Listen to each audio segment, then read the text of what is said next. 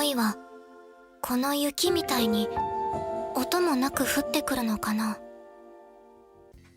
Hey everyone, this is Julie and welcome to SOFHAB. Today I'm covering the first impressions of the new anime A Sign of Affection, and joining me once again is Rascal Entertainment. Hello.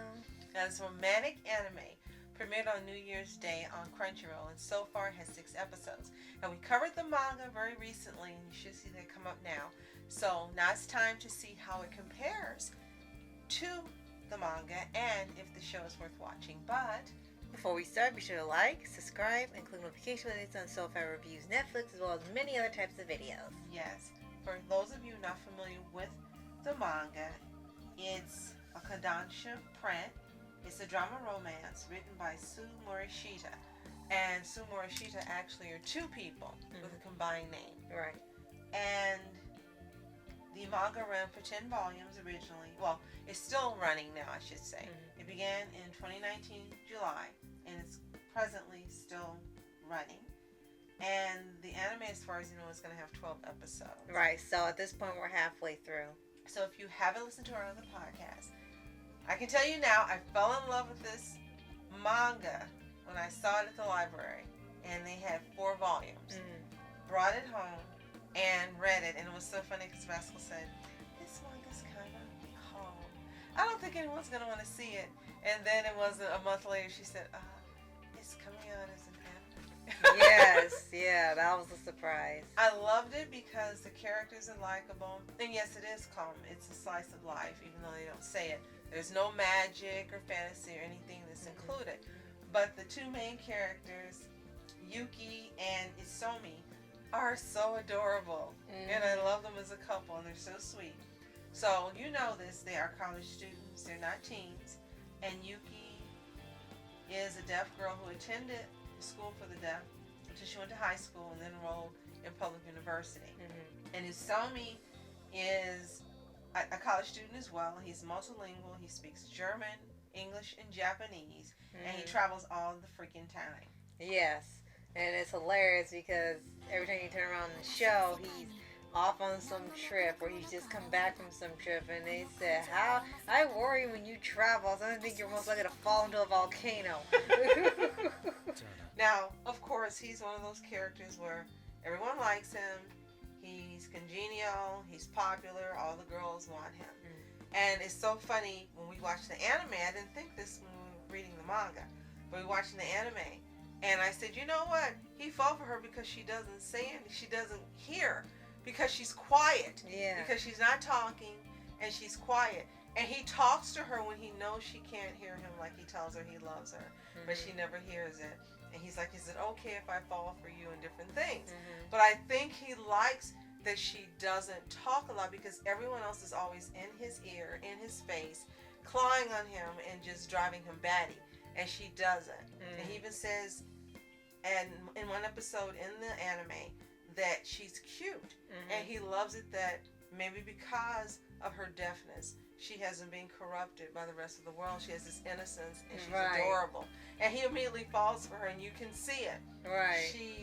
She's so cute and he's so cute. And I love them as a couple. They are another one of my favorite ships. Yes. Well, they're actually a couple now. They're no longer a ship because it progressed fastly. Yeah, and here the stuff goes a little faster than in the manga, where it could take about 2, maybe 3 volumes before they get together. And here it takes like 3 episodes and it happens. So yeah, things progress much quicker in here. The only thing we know right now that is different is that when her so-called one of the male friends, Oshi, they decided to not really put him in the first episode because they cut out his scene altogether. Like you saw a glimpse of him, like yeah, he exists in here, and then he shows up immediately the second episode as a proper introduction. Like we know you don't like him, so we're just gonna skip over him until later. Right. It was kind of funny. And he is a jerk, and part of it seems is he hasn't matured. He acts like he's still in grade school,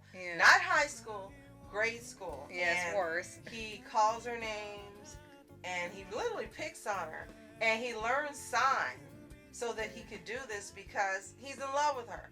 And his sister appears and said, "You haven't told her how you feel yet. You're going to wait too long and someone else is going to take her." Well, guess what? It would have never mattered because the way he treats her, she never would have fallen for him. Right. So, yeah, this is one of the times that knowing someone from childhood and end up with them. That's one of those rare occasions. So she has a best friend, Ren, who has a crush on Kiyoya, who is Isumi's cousin, and he runs a bar. And they go there and they have drinks and they go there to see Isumi, and she goes there to see Kiyoya. And if you haven't read the manga, you're not sure how it's going to work out between Kiyoya and Ren, but you will find out soon. And then there's Emma, who is Itsumi's friend, and she's in love with him. It's not he doesn't want her, he don't want her. Oh my gosh. And she keeps trying all these stupid tricks. She comes to his apartment and shows up with a bottle of wine, and you know what her plan is because they're adults. So he leaves the keys on the table, walks out and tells her she can stay there. He goes to his friend's house, a male friend, stays the night.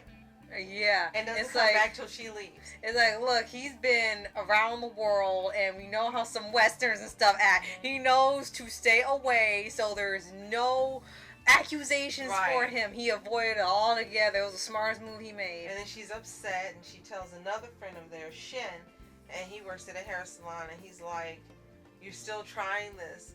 And she said, "He won't notice me." No, he'll never notice you. How you behave and how you act, he doesn't want you. Right. Very plain, very simple. Yuki doesn't want Oshi, and Isumi doesn't want Emma, so it works out fine. Yeah. But it's really a fun watch. It's calm, laid back, but it is fun. It is very interesting, and it's beautiful to look at. The manga itself has beautiful watercolor effect, and the anime has that same effect, but the colors are deeper and more beautiful. It's really pretty to look at. Yes, as definitely. you can see by some of the trailer you've seen, right, and some of the images. And they make it match up to the style of the manga, especially when they get to the end credits, and it's basically the manga with extra color added. Yes. So let's talk about the English dub voice actors. Although we've been watching it subbed, we haven't heard the English voice actors yet. But for those of you who want to hear it dubbed, we have Yuki voiced by Laura Woodhull. Usomi is voiced by Reagan Murdoch, which fits. Oshi is voiced by Nazi Tarsham, not familiar with him. Kiyoya is voiced by Kamen Casey. Ren is voiced by Rebecca Dene. And Emma is voiced by Nao Toyama. Looks like she does the English and the Japanese. Oh, and I'm sorry, last is Shin, who's voiced by Ethan Gallardo. So if you haven't seen it, you really, really need to watch it. It's just a joy to watch. And it's gotten a lot of praise comparing it to a silent voice. It's beautifully drawn, beautifully written. You see the relationships. Even though the episodes are short, you get a sense of the people in them. The development is really good. Right. And the relationships between the people really comes across. And the character development comes across as well. Because Yuki, prior to meeting Isumi, she's kind of trepidatious about things. She's kind of withdrawn. And she talks to Rin more than anyone else. And when she sees Isumi, of course, she falls in love with him. And she doesn't know if he's going to talk to her or anything else. And he wants to learn sign language. And she makes him a little book. And you can see her coming out of his shell, especially with Oshi, the jerk. Because she's let him pick on her before. And she'll say something but not really stand up for herself. Now she ignores him totally, and I love it. She turns her back on him like, go away. And it's great. So you see the character development for her. And for Isumi, you get to know him better. And I'm really loving it. So if you haven't seen it, you need to check it out. It's on Crunchyroll as far as we know exclusively. If you read the manga or seen the anime, let us know in the comments below. We really would like to know what you think. Right.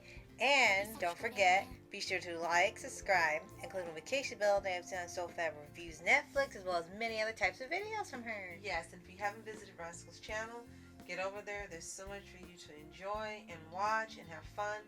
She's got awesome VMVs, AMVs, reviews, mashups, and so much more. And if you've enjoyed this podcast, give it a like and share it. It really does help me out. Yes. So thank you for joining me again, Rascal. Oh, you're welcome. It was very fun. And thank all of you for joining us and for subscribing. We really appreciate you. Yes. So, thank you so much for watching yet again. Yes. I'm Rascal. I'm Julie. Have a fantastic day. Continue to be happy, healthy, and whole. See you next time.